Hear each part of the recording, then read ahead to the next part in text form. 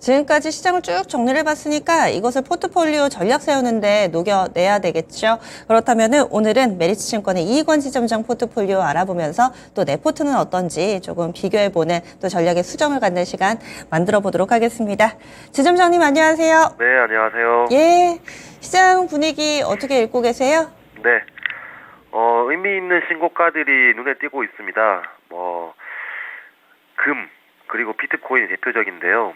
금이 사상 최고가를 경신했죠. 그리고 비트코인도 굉장히 가파른 랠리를 지속하고 있습니다. 물론 비트코인 같은 경우에 내년에 현물 ETF 상장에 대한 기대감도 있고 반감기에 대한 기대감도 있지만 결국 중요한 건 이 금과 비트코인의 공통점은 유동성의 대표적인 자산이라는 겁니다. 우리가 금리를 인상하기 전에 금리 인상에 대한 노이즈가 발생했을 때 시장보다 먼저 하락한 것이 비트코인이었고요. 그리고 금리 인하에 대한 기대감이 발생하기 시작했을 때 시장보다 더 빠르게 반등한 것은 비트코인이었습니다. 때문에 이런 비트코인의 가속화는 분명 이미 시장은 유동성 장세, 금융 장세에 접어들었다라고 보여지고 있고요.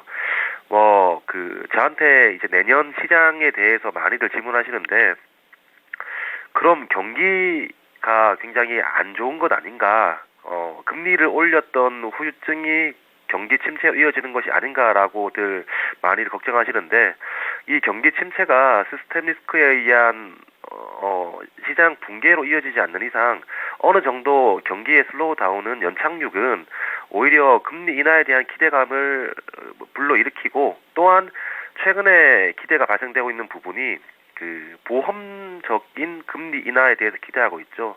이렇게 시장에서 금리 인하라는 단어가 많이 나온다는 것 자체가 저는 유동성 장세 이미 접어들었다고 보고 있고 다만 주가가 오르락내리락 추세를 못 잡고 있죠. 그래서 오르면 좋다고 얘기하고 빠지면 나쁘다고 트레이딩을 해야 된다고 얘기하는데 저는 지금은 트레이딩을 해야 될 때보다 홀딩을 해야 될 때라고 생각하고 있고 이렇게 변동성이 심한 건 저는 주요 원인을 연말 대주주 양도세 이슈라고 보고 있습니다. 지금 일각에서는 20억 플러스 알파로 기대하고 있는데 만약 이게 10억 내지 10억 언더로 확정되어 버릴 경우에 시장에 굉장히 큰 매물로 나올 수 있고 이 금액이 확정되지 않았기 때문에 매수세도 일단 연말 그리고 연초로 늦추는 그런 효과가 발생하고 있습니다. 근데 제가 확정된 건 아니지만 출입하는 기자단들을 통해서 확인하고 있는 결과는 20억에 대해서 조금씩 근접하고 있는 상황이기 때문에 이게 20억 확정되는 순간 시장의 불확실성은 해소가 되고 우리 시장도 미국 유동성 장세에 커플링이 될 것으로 기대하고 있습니다.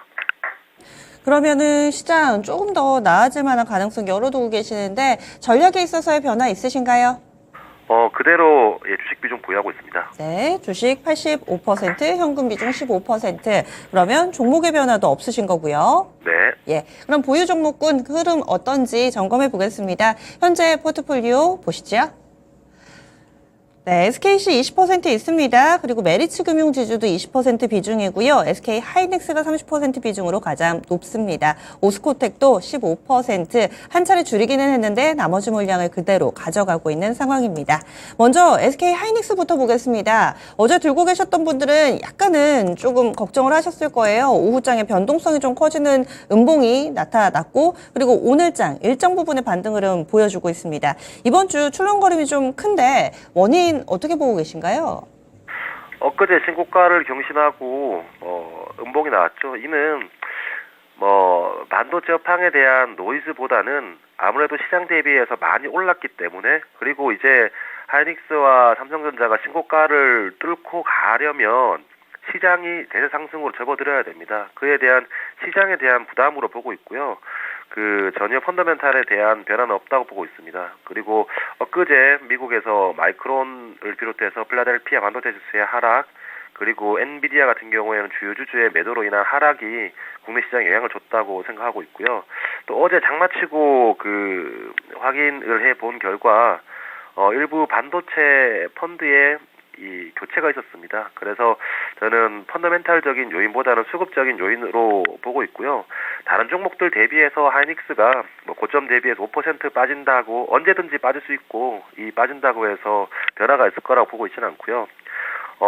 중요한 건 현물 가격입니다. 레거시 반도체 가격이 4분기 이후에 본격적인 상승, 이미 지금 낸드 같은 경우는 턴을 했고요. 디램 같은 경우에도 점차 이 반등폭을 키우고 있습니다. 때문에 4분기와 1분기 디램 가격의 본격적인 상승이 전망되고요.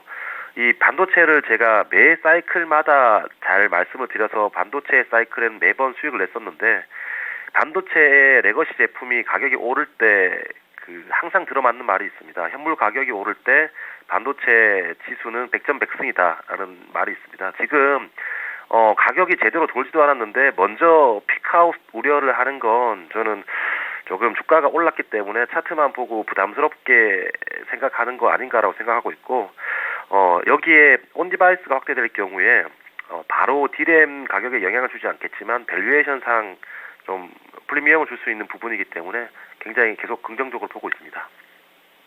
알겠습니다. 그럼 SK 하이닉스 어제의 변동성은 수급적인 요인이었다. 그래서 이 회사의 자체적인 매력 펀더멘털에는 큰 이상이 없기 때문에 그대로 홀딩 의견 주시고, 2차전지 섹터도 또 한 차례 이번 주 이슈가 있었습니다. 미국 쪽에서 IRA 추가적으로 또 나왔던 내용에 따라서 종목군별 희비가 엇갈렸는데 SKC는 어떤 영향을 좀 받게 될지, 그리고 원래 이쪽 2차전지 말고도 이 투명 글라스 쪽으로 모멘텀 많이 보시잖아요. SKC는 어떻게 분석하고 계세요? 네. 얼마 전에 에코프로 BM이 대규모 수주 공시가 나왔었죠. 과거에 비해서는 주가가 핫하게 반응하지 않는데, 중요한 건 이제 연말 연초에 2차전지 소재의 발주들 공급 계약들이 계속해서 나올 것으로 보고 있습니다. 그렇기 때문에 SKC의 동박 이 동박 부분에서는 1위를 하고 있습니다. 이는 결국 동박 또한 핵심 2차전지를 만드는데 핵심 소재인데, 결국 1위 사업자를 배제할 수 없는, 수주를 낼 때 배제할 수 없는 부분이기 때문에 연말 연초에 이런 내년 계획에 대한 소재들의 수주가 나올 경우에 배제될 수 없을 사업자라고 보고 있고요. 여기에 추가적으로 글라스 기판에 대해서 계속 기대감을 모으고 있습니다. 지금 온디바이스로 하드웨어에서 온디바이스로 왔죠. 그리고 소프트웨어에 대한 기대감도 발생하고 있고, 내년 어느 수준에서는 저는 글라스 기판에 대한 모멘텀도 발생할 것으로 보고 있는데, 그 이유는 단순한 기대감, 지금 온디바이스 팹립스 내에서도 실적은 안 되고 투자한 건 없는데 주가만 올라가는 그런 몇몇 종목들이 보입니다. 이런 종목들은 잘못 사면 반토막이 나는 그런 상황이 되는데, 실제로 글라스 기판에 대해서는 이 공장을 짓고 그리고 수도관을 연결시키고 인프라를 깔고 있고 수요를 증가시키고 있습니다. 때문에 실체가 있기 때문에 저는 기다리면 오는 모멘텀이다라고 보고 있습니다. SKC도 알아봤습니다. 메리츠 금융지주와 오스코텍은 한 주 동안의 특이 동향은 없었나요? 메리츠 금융지주 이번에 신고가를 다시 트라이하고 있죠. 아무래도 12월 말 배당금이 상당할 거기 때문에 그 배당금에 대한 기대감이 모이고 있고요. 국내 상장된 종목 중에서 거의 유일하게 배당 소득세 15.4% 그리고 금융종합과세를 안 내는 배당주가 아닌가라고 생각되는데, 2천만 원 이상 이자나 배당을 받으시는 분들이 금융종합과세를 맞으시면 거의 절반 가까이 이자를 내셔야 세금을 내셔야 됩니다. 근데 자본이익금을 전환한 배당금을 받을 경우에는 이에 대해서 세금이 면제가 되거든요. 때문에 실제로 세후의 수익률은 2배 이상 올라가는 효과를 보입니다. 그에 대한 선침의 수요는 결국 신고가를 갈 것으로 내다보고 있고요. 오스코텍 같은 경우에 업데이트해 드릴 요소가, 어제 얀센이 비즈니스 데이를 열었습니다. 비즈니스 데이에서 레이저 티닙의 병용이 피크 세일즈가 5조 빌리언 달러, 그러니까 대략 우리 6.5조 정도가 되죠. 6.5조의 피크 세일즈 제시했고, 그리고 연내에 FDA에 허가를 내겠다고 밝혔습니다. 이미 유한양행의 이 렉나자가 EAP 무상 공급으로 이 국내 환자 1,000명 정도 공급이 될 것으로 지금 내다보고 있는데, 이게 보험 등재가 되었을 경우 무상 지급하던 게 보험공단에서 실적으로 잡히게 됩니다. 바로 유한양행 같은 경우에는 내년에 이익이 2배로 증가되게 되는데 국내에서 허가 그리고 FDA의 신청 그리고 내년에 FDA의 허가 신약 등록 이런 모멘텀이 있기 때문에 임상에 실패하는 것이 아니라서 목표가는 다소 낮출 수 있겠지만 매수 의견은 오스코텍 여전히 유지하겠습니다. 입니다. 그리고 현금 15%는 그대로 들고 가세요? 저희 코너에서 해외 주식을 살 수 있다면 저는 이제 연말 연초에 지금 테슬라 매입을 고려하고 있습니다. 예. 그 이유는요? 중요한 건 전기차 모델보다는 예. 저는 AI 모델이 중요하다고 생각되는데 로봇 또한 마찬가지거든요. 그 AI가 우리가 생각해 보면 비물리적인 AI가 지금 주를 이루고 있습니다. 이는 뭐냐면 바둑을 둔다든가 우리의 텍스트를 만든다든가 그림을 그린다든가 창작 이건 사실 그 텍스트가 텍스트로 되는 비물리적인 AI거든요. 근데 이 비물리적인 AI에서 이미 AI는 사람을 뛰어넘었습니다. 근데 비물리에서 결국 내년에 물리적인 AI로 넘어가야 될 텐데 그 물리적인 AI의 선두에 설 수 있는 게 저는 운송, 이동이라고 보여지거든요. 거기에 핵심이 테슬라기 때문에 올 연말 내년 초 테슬라를 좀 집중적으로 매입해 볼 생각이고 결국 이 1등 AI 소프트웨어가 전부 다를 먹을 텐데 만약 테슬라가 도조를 판매하게 된다면 굳이 다른 업체 입장에서도 무리해서 AI를 개발할 필요는 없다고 생각되고 그 판매량만으로도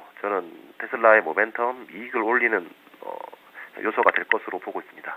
그러니까 시사점이 있는 말씀이신 것 같은데 한 번 더 좀 곱씹어 봐야 되겠습니다. 그리고 또 테슬라 연말 연초에 또 기대감을 갖고 보고 계신다고요. 알겠습니다. 다음 주에 뵙겠습니다. 네, 감사합니다. 예. 포트폴리오 다시 한번 정리해 보겠습니다.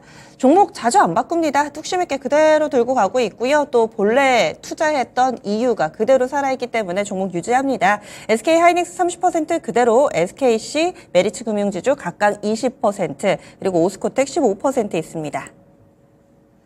9시 이제 1시간 정도도 채 지나지 않았는데 빠르게 상승 탄력이 둔화되고 있습니다. 내 종목은 괜찮은지 다시 한번 점검해 주시고요. 지금까지 다양한 투자 판단에 대한 도움 말씀드렸습니다. 종목의 상승 하락을 보장하지는 않습니다.